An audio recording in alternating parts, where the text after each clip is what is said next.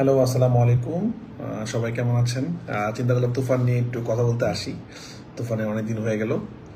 আহ, চিন্তা করলাম আজকে একটু তুফান নিয়ে সবার সাথে একটু আড্ডা দিই, কথা বলি, সব সম্বন্ধে একটু সবার সাথে আলোচনা করি। কারণ অনেকেই আমাকে পাচ্ছিলেন না প্রশ্ন। আহ, আবার আমি একটু দেশের বাইরেও যাচ্ছি, সব কিছু মিলে যে ভাবলাম যে তুফান নিয়ে একটু সবার সাথে কথা বলি, একটু আড্ডা দিই। সবাইকে অনেক অনেক ধন্যবাদ।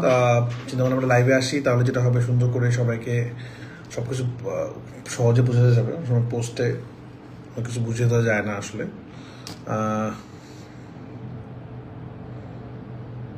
হ্যাঁ, কানাডাতে রিলিজ হচ্ছে, কানাডাতে রিলিজ হবে খুব তাড়াতাড়ি। সবাইকে অনেক অনেক ধন্যবাদ, অনেক অনেক ভালোবাসা। তুফানকে যেভাবে আপনারা জয় করলেন, যেভাবে ভালোবাসলেন, আসলে এটা আমাদের ভাষায় প্রকাশ করার মতো কিছু নাই। আমরা খুবই খুবই খুবই আনন্দিত, খুবই হ্যাপি, এবং আপনাদের কাছে খুবই কৃতজ্ঞ আপনারা যেভাবে তুফানকে সফল করেছেন। আসলে আপনারা তুফানকে আজকে এইখানে নিয়ে গেছেন, এবং যেভাবে তুফানের ক্রেজ আপনারা নিয়ে গেছেন। এখনও আজকেও আমাকে মানুষ ফোন করছিল, আমার কাছে মানুষটা, যে কালকের একটা টিকিট লাগবে, কোনো টিকিট ব্যবস্থা করা যায় কিনা। অনেক কষ্ট করে ব্যবস্থা করে দিচ্ছি। এবং আমি শেয়ার করেছিলাম আপনাদের কাছে যে এই দুদিন আগেও সারা বাংলাদেশের সব জায়গায়, মানে 4 সপ্তাহ পর আসার পর হওয়ার পরও সব শো হাউসফুল যাচ্ছে।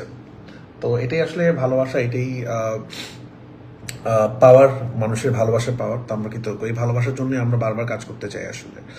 এবং সবচেয়ে বড় ব্যাপার, আমরা খুব অবাক হয়েছি যে দেশের বাইরেও যেভাবে তুফান ব্যবসা করছে। কানাডা, আমেরিকা, কানাডাতে রিলিজ হবে, আমেরিকা, অস্ট্রেলিয়া, আজকে কিছুক্ষণ আগে ডেনমার্কের ছবি দেখলাম, ডেনমার্কে হাউসফুল শো যাচ্ছে, সুইডেন, দুবাই, মানে একটা বাহরাইনে মুক্তি পাচ্ছে।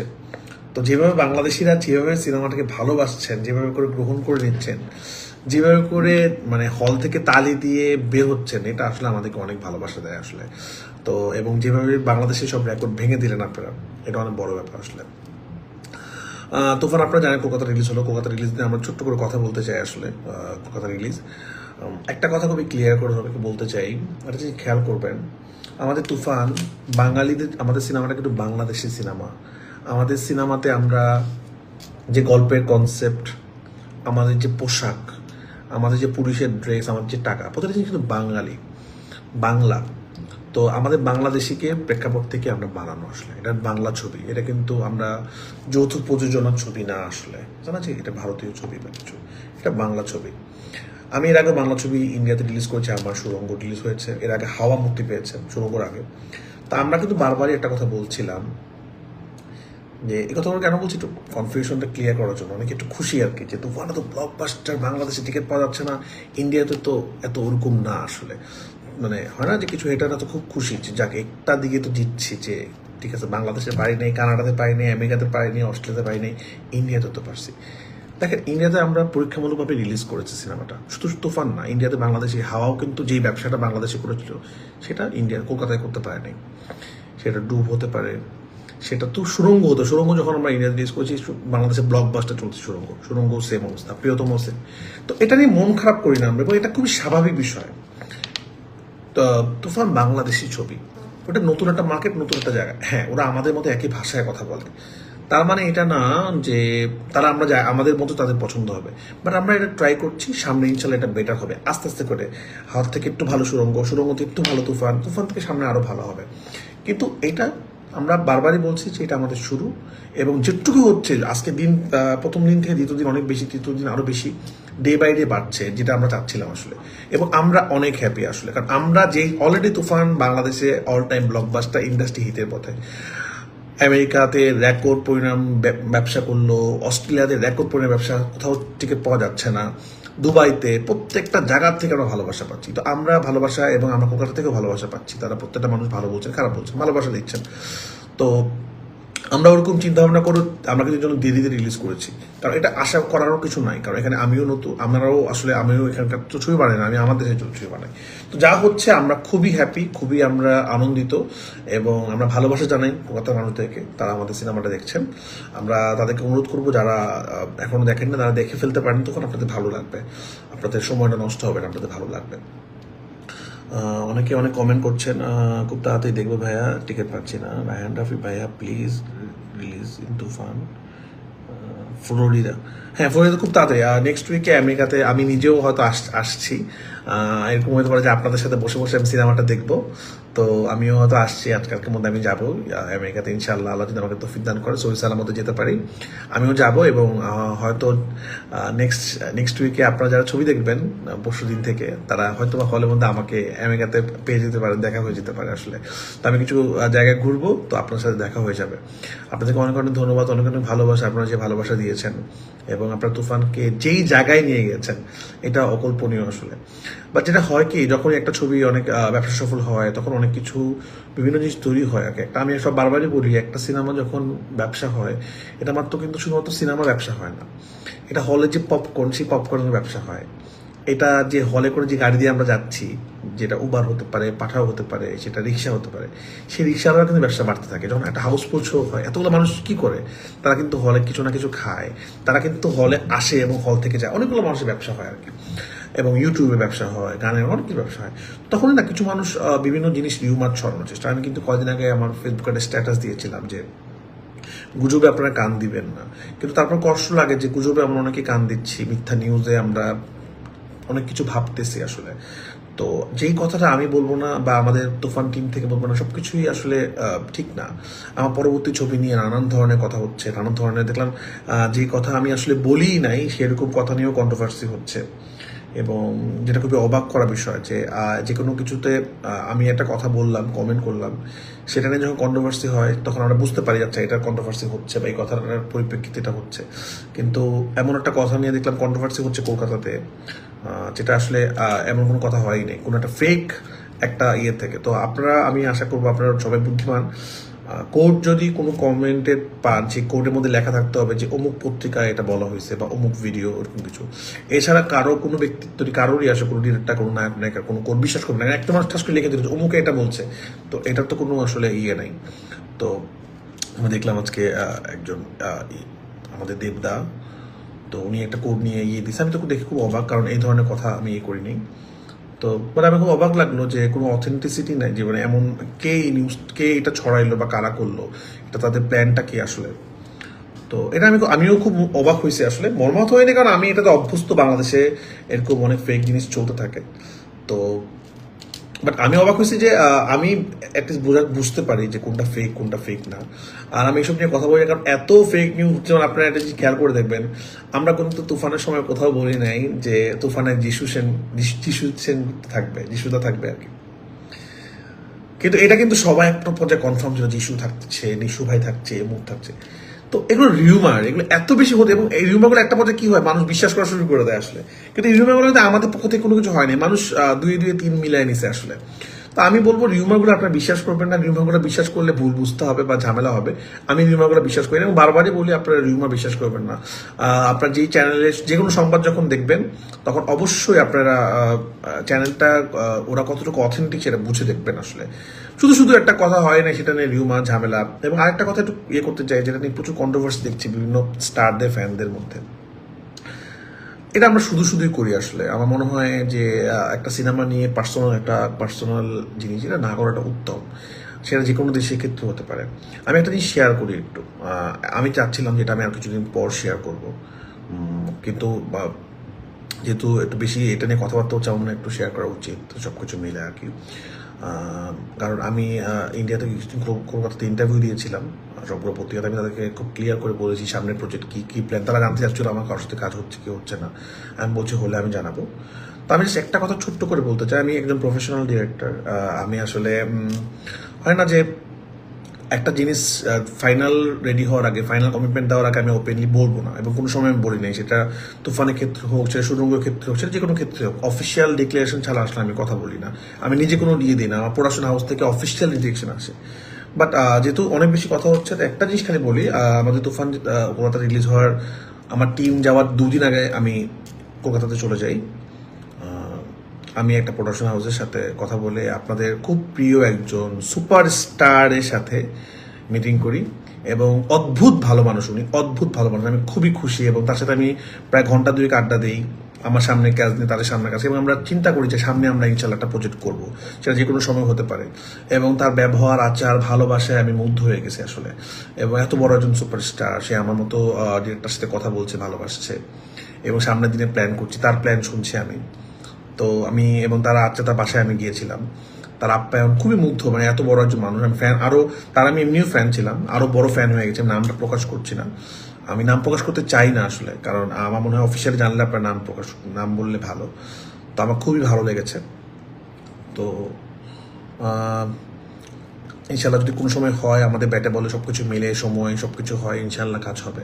কিন্তু আমি আপনাদের বলি যে বিভিন্ন স্টার, সেটা সাকিব খান হতে পারে, জিদ্দা হতে পারে, দেবদা হতে পারে, তো এই ফ্যানদের মধ্যে যে যুদ্ধ, যে জিনিসটা, তাদের মধ্যে কিন্তু অনেক ভালো রিলেশন। তারা কিন্তু একজন একজনকে সাধুবাদ জানাচ্ছে, ভালোবাসতেছে। কিন্তু অনেক সময় কি হয়, এই অ্যাগ্রেসিভনেসের কারণে কিন্তু অনেক সময় ডিরেক্টর অথবা আশপাশের মানুষের সমস্যা হয়। তো আমি আশা করবো, সবাইকে অনুরোধ করবো, ফ্যান ওয়ার যেটা, এটা চলতেই থাকে, কিন্তু এটা যেন পার্সোনাল এটাকে কাউকে আক্রমণ করে না হয়। কারণ প্রত্যেকটা ফ্যানের কাছে তার অনেক বড়, তার স্টার অনেক বড়, সেটা বাংলাদেশ থেকে হোক, কাউকে হোক, না হলে ভালো। সাকিব ভাই কিন্তু সবাইকে ভালোবাসেন, আমি সাকিব ভাই ফ্যান থেকে বলছি, তাদের সবার প্রতি ভালোবাসা আছে। জিদ্দাও সেম আর কি, এবার আমার সাথে তো আমার দেখা হয়েছে, অনেক ভালো মানুষ। তাই আমি বলবো এই ওয়ার, যুদ্ধ, এগুলো না হলে বেটার আসলে।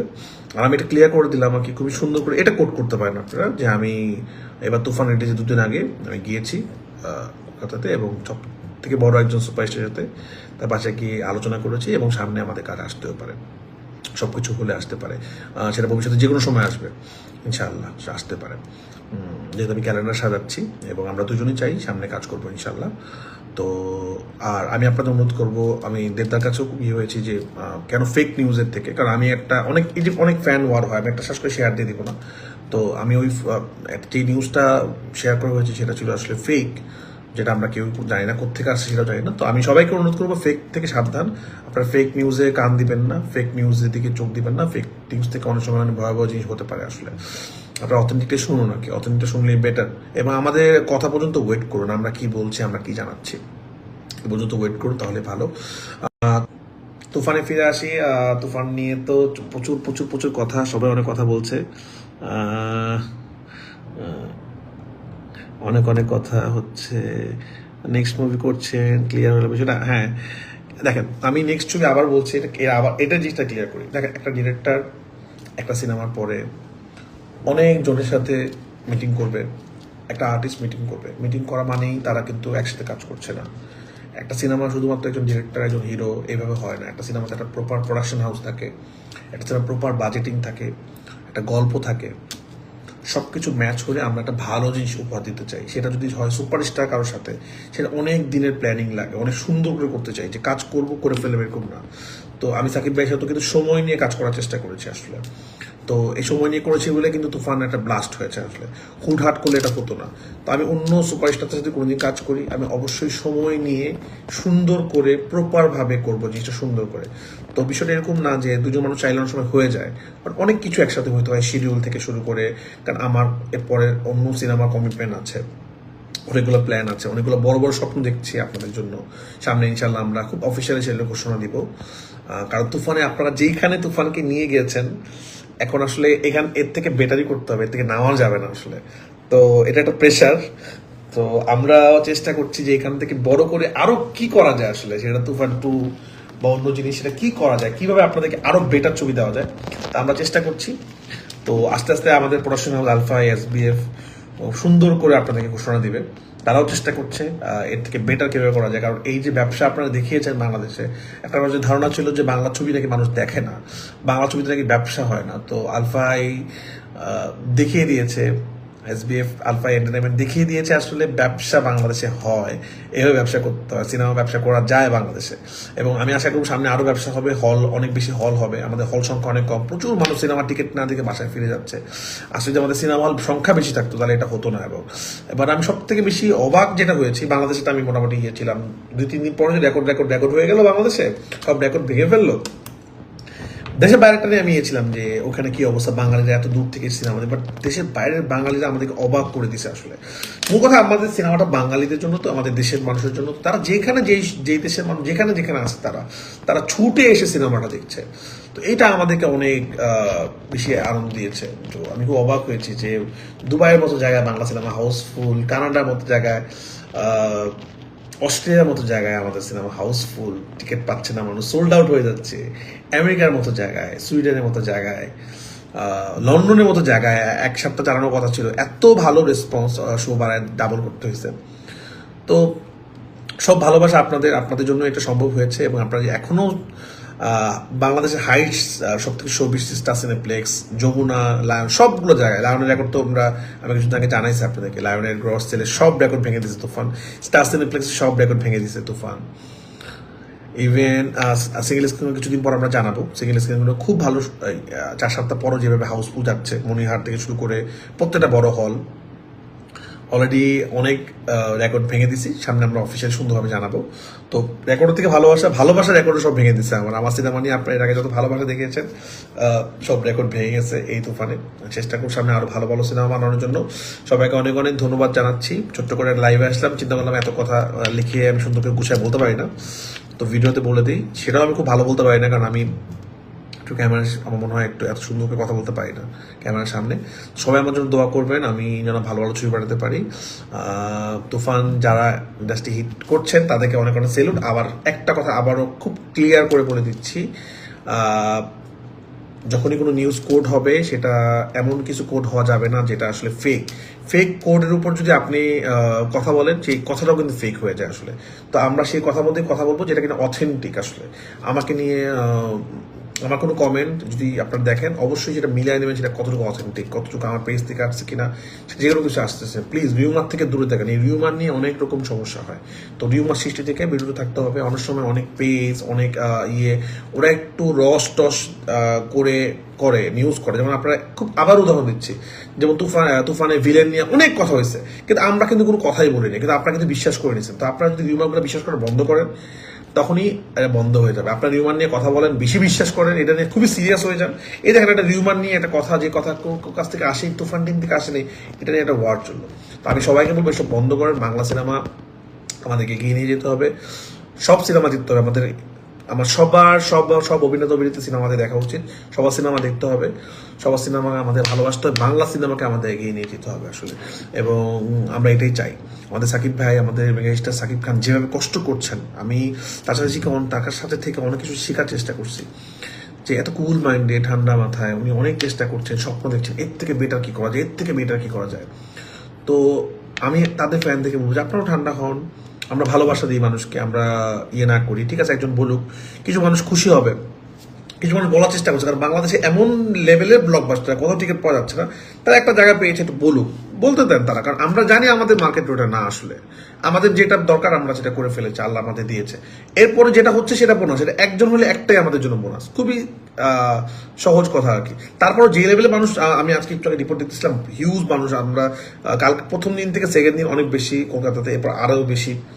তো ভালোবাসা বেড়েই যাচ্ছে। তো এত ভালোবাসা তুফানে পেয়েছি, আর নতুন করে ভালোবাসা দরকার পড়ে না আসলে। তাই সবাইকে ধন্যবাদ দিচ্ছি, এবং যারা খুব খুশি হচ্ছেন তাদেরকে বলছি আপনারা খুশি থাকেন। যাক একটা যে এই আপনারা যদি খুশি হন, এই রিপোর্টে থেকে খুশি থাকেন, আমরা অনেক খুশি। আমরা যেটা আশা করছিলাম তার থেকে বেশি আমরা পাচ্ছি, আলহামদুলিল্লাহ। তুফান নামটা অলরেডি যেটা আমরা চেয়েছিলাম, তুফান নামটা সব জায়গায় ছড়ে যায়, কারণ আমাদের তুফান নিয়ে অনেক বড় স্বপ্ন, তুফান 2, তুফান 3, অনেক স্বপ্ন আমাদের। তুফান ক্যারেক্টারটা, পুষ্পা ক্যারেক্টারটা অনেক হিট, কেজিএফ এ যেরকম রকি ভাই ক্যারেক্টারটা অনেক হিট, রকি ভাই এরকম অলরেডি তুফান ক্যারেক্টারটা বাংলাদেশের প্রত্যেকটা মানুষ যারা সুপার সিনেমা দেখেছে অথবা দেখে নাই, প্রত্যেকটা মানুষের কানে কিন্তু চলে গেছে তুফান মেগাস্টার সাকিব খান। তো এটা আমরা সাকসেস, সামনে ইনশাআল্লাহ তুফান 2 আরো ভালো করবে, অনেক সবকিছু ভেঙে দিবে, এই আশাই রইল। আপনাদেরকে অনেক অনেক ভালোবাসা, আপনারা অনেক অনেক ভালো থাকবেন, অনলাইনে একজনের ফ্যানের সাথে আরেকজনের ফ্যানের যুদ্ধ, এগুলো বন্ধ করেন। সবাই সবাইকে ভালোবাসা দেন, ভালোবাসার উপরে কিচ্ছু নেই। ভালোবাসাতে পৃথিবী জয় করা যায়, যুদ্ধ দিয়ে না। সবাই সবাইকে ভালোবাসেন, আমরা সবার সাথে কাজ করতে হবে, আমরা সবাই আমাদের আপন, সবাই আমরা বাংলায় কথা বলি, বাংলা ভাষায় থাকি। কেউ কাউকে পার্সোনাল একটা করবেন না প্লিজ, কেউ কাউকে ছোট করবেন না, সবাই সবাইকে ভালোবাসা দেবেন। আপনাদের স্টার যাদেরকে আপনারা ফলো করেন, সেটা জিদ্দা হতে পারে, সেটা দেবদা হতে পারে, সেটা আমাদের সাকিব খান হতে পারে, তারা কিন্তু অনেক ভালো, অনেক বড় মাইন্ডের। তো আপনারা যাদের ফ্যান তাদের অনেক বড় মাইন্ডের হতে পারে। নিজেদের মধ্যে ঝগড়া দেখতে ভালো লাগে না আসলে। তো আমরা এসব বন্ধ করি, এগুলো না করি, একজন আরেকজনকে অ্যাটাক না করি, কেউ কাউকে ছোট না করি। তারা আপনারা যাদেরকে ভালোবাসেন, যে স্টার দেখে, তাদেরকে দেখে আপনারা চিন্তা করেন তারা কতটা সুন্দর বড মাইন্ডে। তারা কি কখনো একজন আরেকজনকে আক্রমণ করে কথা বলে না? তাহলে আমরা তাদের ফ্যান, আমরা কেন বলবো? তো আসেন আমরা সব একসাথে থাকি, ভালো মতো কাজ করি, সব বন্ধ করি, সিনেমা দেখি, বাংলা ছবি দেখি। আপনাদের যে সিনেমা মুক্তি পাচ্ছে সেগুলো দেখেন।